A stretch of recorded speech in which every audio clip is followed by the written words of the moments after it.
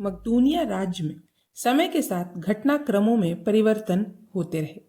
वह समय भी आया जब फिलिप में यूनान विजय की महत्वाकांक्षा ने उछाल भरी और वह आसपास के राज्यों को जीतकर अपने राज्य में मिलाता गया। इसका परिणाम यह निकला कि राज्य में विद्रोह के स्वर धीमे पड़ गए और फिलिप एक शक्तिशाली राजा बन गया, यूनान में मिलता गया। यूनान में उसकी तलवार का लोहा माना गया और फिर वह भी आया जब फिलिप को समाचार मिला कि उसे पुत्र प्राप्त हुआ है। ओलंपियस ने एक पुत्र को जन्म दिया। पुत्र को आशीर्वाद देने के लिए स्वयं गुरु प्लेटो राजमहल में आए। अरस्तु और प्लेटो, इन दो विभूतियों का आशीर्वाद फिलिप के पुत्र को मिला। यही नहीं, फिलिप के पुत्र को आशीर्वाद देते हुए प्लेटो ने कहा था फिलिप के पुत्र को आशीर्वाद देते हुए प्लेटो ने कहा, यह बालक यूनान में देवता अलेक्जेंडर का उपहार है, इसीलिए इसे संसार अलेक्जेंडर के नाम से भी पुकारेगी और यह बालक यूनान की धर्म संस्कृति का दूर दूर तक विस्तार करेगा। फिलिप यह देखकर सुनकर गदगद था। बालक पर अपना स्नेह उड़ेलता था। यही बालक धीरे धीरे बड़ा होने लगा, खेलने कूदने लगा। उसकी विलक्षणताएं बाल्यकाल से ही परिलक्षित होने लगी। उस अलेक्जेंडर नामक बालक की सुंदरता को जो भी देखता तो उसे मंत्रमुग्ध सा देखता ही रह जाता था। महारानी ओलंपियस अपने पुत्र पर बेहद नाज करती थी। अब उसे फिलिप की प्रतीक्षा नहीं वरन अलेक्जेंडर की चिंता रहा करती थी। बालक अलेक्जेंडर की भाव भंगिमाएं भी अद्भुत थी। वह सैनिकों को बहुत ध्यान से देखने लगता था। उनके अस्त्र शस्त्रों को भी उसकी आंखें बहुत मनोयोग से देखा करती थी। यदि किसी सैनिक घुड़सवार पर उसकी दृष्टि पड़ती तो वह उसी में डूब जाता था। अलेक्जेंडर की नीली आंखें प्रायः सैनिकों और घुड़सवारों पर प्रायः ध्यान केंद्रित रखती थी। उसकी ये सारी बातें इंगित करती थी कि उसमें युद्ध प्रियता का अंकुर है। परंतु बालक अलेक्जेंडर में एक विशेष बात और भी थी। वह थी कि वह अपनी माँ ओलंपियस के ही निकट रहना पसंद करता था। शायद इसका कारण यह हो कि फिलिप का अधिकांश समय अब राज्य तथा सैन्य अभियानों में ही अधिक बीतने लगा हो। परंतु तथ्य यही है कि अलेक्जेंडर बाल्यकाल से ही अपनी माँ के प्रति ही अधिक झुका रहता था। महारानी ओलंपियस इस बात से बहुत खुश थी। एक दिन जब अलेक्जेंडर 5-6 वर्ष का था, उन दिनों वह माँ के साथ महल के द्वार तक गया। वहां उसे पहरेदार दिखाई दिया। स्वभाव के अनुसार अलेक्जेंडर की दृष्टि पहरेदार की तलवार पर चली गई। वह उसे बड़े ध्यान से देखने लगा। अलेक्जेंडर को पहरेदार की तलवार को देखते पाकर ओलंपियस ने पूछा, पुत्र अलेक्जेंडर, चल, यह क्या देखने लगा? अलेक्जेंडर ने अपनी नन्ही उंगली पहरेदार की तलवार की तरफ उठाई। उसका आशय था कि यह तलवार मुझे चाहिए। ओलंपियस ने अलेक्जेंडर का आशय समझकर उससे प्रेम पूर्वक कहा, अरे, तेरी आयु अभी इस तलवार से खेलने की नहीं है, चल महल में चल। परंतु अलेक्जेंडर हट पकड़ गया। पुत्र की जिद पर ओलंपियस विवश हो गई और अलेक्जेंडर को तलवार देने का आश्वासन देते हुए किसी प्रकार महल में ले आई। किंतु अलेक्जेंडर ने महल में आकर भी उसी तलवार की हट पकड़ी और संकेतों से बोलकर मां को वह तलवार दिलवाने का आग्रह करने लगा। अंततः ओलंपियस अलेक्जेंडर की हट के समक्ष पराजित हो गई और उसने एक छोटे आकार की तलवार उसको मंगवाकर दे दी।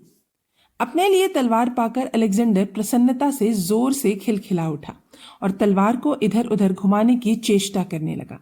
ठीक उसी समय उस कक्ष में जिसमें अलेक्जेंडर उस तलवार को नचाते हुए खेल रहा था, सहसा फिलिप ने प्रवेश किया।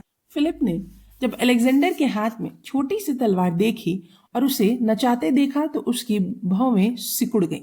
वह भौवें सिकोड़े कुछ क्षण तक अलेक्जेंडर को देखता रहा, फिर उसके हाथ से तलवार छीनते हुए बोला, नहीं बेटे नहीं, इससे नहीं खेलते।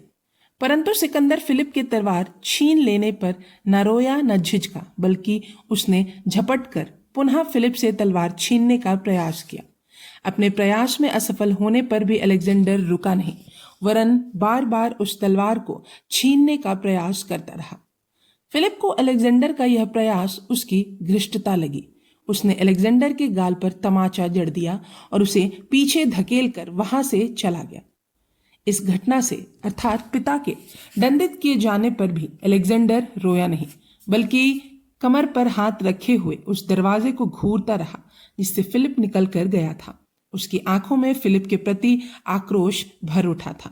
ओलंपियस खड़ी खड़ी यह सब देख रही थी। फिलिप अपने निजी कक्ष में पहुंचा और उसने अलेक्जेंडर के उस छोटी सी तलवार को एक ओर पटका और फिर बैठ गया।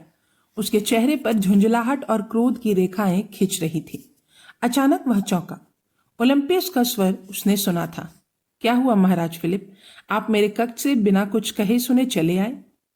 तुमने अलेक्जेंडर की घृष्टता देखी महारानी, कि कैसे वह मेरे से तलवार छीनने के लिए संघर्ष कर रहा था? फिलिप क्रुद्ध स्वर में बोला। वह अभी बालक है महाराज, ओलंपियस ने रूखे स्वर में कहा।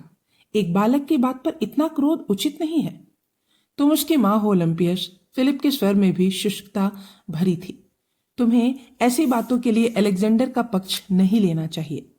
और आप अलेक्जेंडर के पिता हैं महाराज, ओलंपियस बोली। अपने बच्चे को समझने के बजाय उससे रुष्ट नहीं होना चाहिए। आपको एक छोटी सी तलवार को खिलौना समझकर वह खेल रहा था। आपने उसका खिलौना छीनकर उसके कोमल मन को ठेस पहुंचाई और उसकी अपेक्षा करते हुए उसके तमाचा मारकर यहां आ गए। क्या यह उचित है? अलेक्जेंडर की यह छोटी अवस्था अभी तलवार खेलने की नहीं है महारानी, ना ही उसके जीवन का उद्देश्य है। उसे अभी ऊंचे दर्जे की शिक्षा प्राप्त करनी है। उसके लिए मुझे समय की प्रतीक्षा है, फिलिप निर्णायक स्वर में बोला। अलेक्जेंडर होनहार बालक है। उसकी विलक्षणता की भविष्यवाणी प्लेटो और अरस्तु भी कर चुके हैं। उसे जो बनना है वह बनकर रहेगा। इसके लिए आपको समय की प्रतीक्षा करने की आवश्यकता नहीं, ओलंपियस ने शुष्क स्वर में कहा। ओलंपियस के स्वर और तेवर फिलिप को शूल की तरह चुभे। वह भीतर से तिलमिला सा गया। तीखे स्वर में उसने कहा, महारानी, मैं अलेक्जेंडर का पिता हूं। उसके विषय में निर्णय करने का अधिकार मुझे भी है। मैं इससे कब इनकार करती हूँ महाराज, ओलंपियस ने कहा। परंतु बालक के स्वाभाविक गुणों को दबाने का अधिकार ना आपको है ना मुझे है। स्वाभाविक गुण? क्या कहना चाहती हो तुम? फिलिप ने पूछा। मैं यह कहना चाहती हूँ कि अलेक्जेंडर यूनान का भावी योद्धा है, इसीलिए उसमें ऐसे लक्षण हैं कि वह तलवार से खेलना चाहता है। यह उसका स्वाभाविक गुण है जिसे मैं भी दबते हुए नहीं देख सकती। मैं नहीं चाहती कि वह भविष्य में कायर व्यक्ति बने। मैं चाहती हूँ कि मेरा बेटा यशस्वी और शूरवीर की तरह अपना जीवन जिए।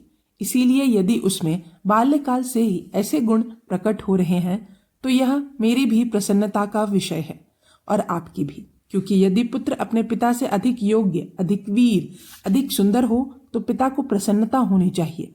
परंतु आप कैसे पिता हैं? बस बस महारानी, बस, फिलिप झल्ला पड़ा। आपने बहुत कुछ कह दिया।